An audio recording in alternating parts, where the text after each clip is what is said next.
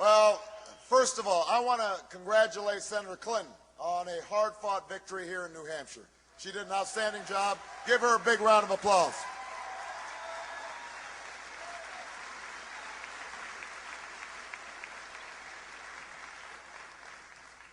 You know, a few weeks ago, no one imagined that we'd have accomplished what we did here tonight in New Hampshire. No one could have imagined it. For most of this campaign, we were far behind. We always knew our climb would be steep. But in record numbers, you came out and you spoke up for change. And with your voices and your votes, you made it clear that at this moment, in this election, there is something happening in America.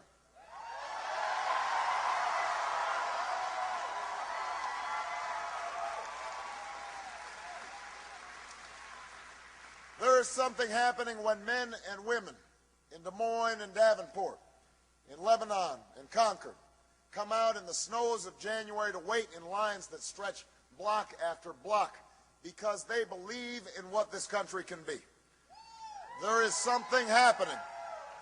There's something happening when Americans who are young in age and in spirit, who've never participated in politics before, turn out in numbers we have never seen because they know in their hearts that this time must be different.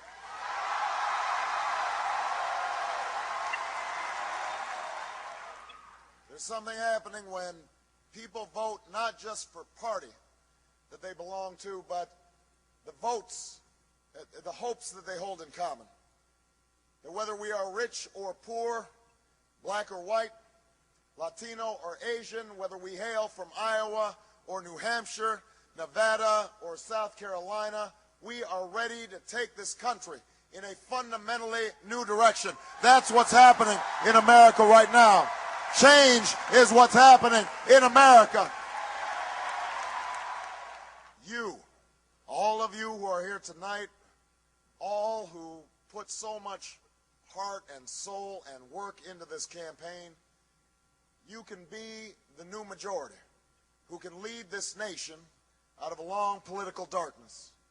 Democrats, independents, and Republicans who are tired of the division and distraction that has clouded Washington, who know that we can disagree without being disagreeable, who understand that if we mobilize our voices to challenge the money and influence that stood in our way and challenge ourselves to reach for something better, there is no problem we cannot solve. There is no destiny that we cannot fulfill.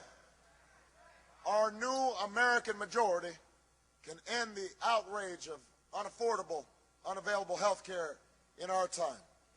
We can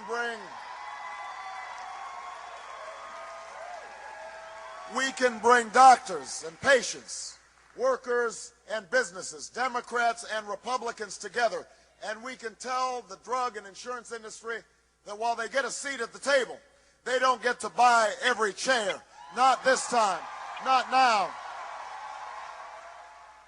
Our new majority can end the tax breaks for corporations that ship our jobs overseas and put a middle-class tax cut in the pockets of working Americans who deserve it. We can stop sending our children to schools with corridors of shame and start putting them on a pathway to success. We can stop talking about how great teachers are and start rewarding them for their greatness by giving them more pay and more support.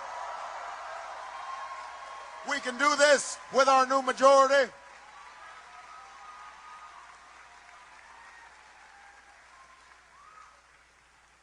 We can harness the ingenuity of farmers and scientists, citizens and entrepreneurs to free this nation from the tyranny of oil and save our planet from a point of no return. And when I am President of the United States, we will end this war in Iraq and bring our troops home. We will end this war in Iraq. We will bring our troops home. We will finish the job. We will finish the job against Al-Qaeda in Afghanistan. We will care for our veterans. We will restore our moral standing in the world.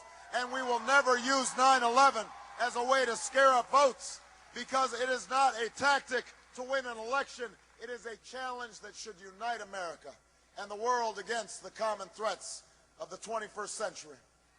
Terrorism and nuclear weapons, climate change and poverty, genocide and disease. All of the candidates in this race share these goals. All of the candidates in this race have good ideas. And all are patriots who serve this country honorably.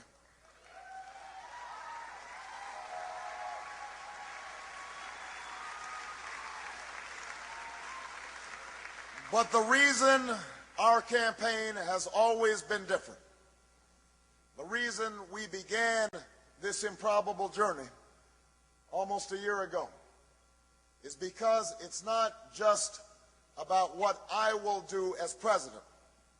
It is also about what you, the people who love this country, the citizens of the United States of America, can do to change it. That's what this election is all about. That's why tonight belongs to you. It belongs to the organizers and the volunteers and the staff who believed in this journey and rallied so many others to join the cause. We know the battle ahead will be long, but always remember that no matter what obstacles stand in our way, nothing can stand in the way of the power of millions of voices calling for change. We have been told we cannot do this by a chorus of cynics, and they will only grow louder and more dissonant in the weeks and months to come. We've been asked to pause for a reality check. We've been warned against offering the people of this nation false hope.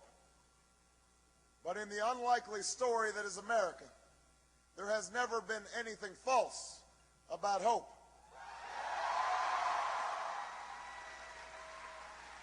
For when we have faced down impossible odds, when we've been told we're not ready, or that we shouldn't try, or that we can't, generations of Americans have responded with a simple creed that sums up the spirit of a people.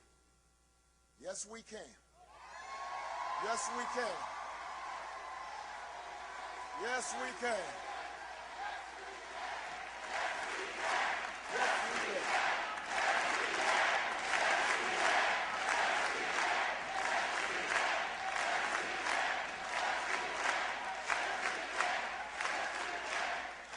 It was a creed written into the founding documents that declared the destiny of a nation.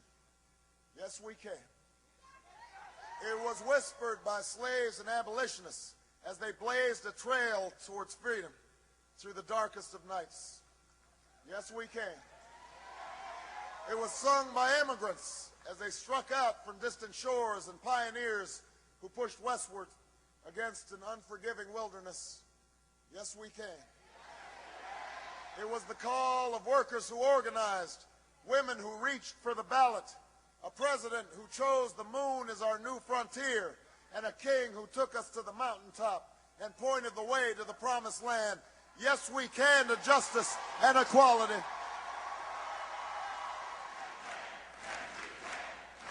Yes, we can to opportunity and prosperity. Yes, we can heal this nation. Yes, we can repair this world. Yes, we can. And so tomorrow, as we take the campaign south and west, as we learn that the struggles of the textile workers in Spartanburg are not so different than the plight of the dishwasher in Las Vegas, that the hopes of the little girl who goes to the crumbling school in Dillon are the same as the dreams of the boy who learns on the streets of L.A. We will remember that there is something happening in America, that we are not as divided as our politics suggest, that we are one people, we are one nation, and together we will begin the next great chapter in the American story with 3 words that will ring from coast to coast, from sea to shining sea. Yes, we can. Thank you, New Hampshire. Thank you.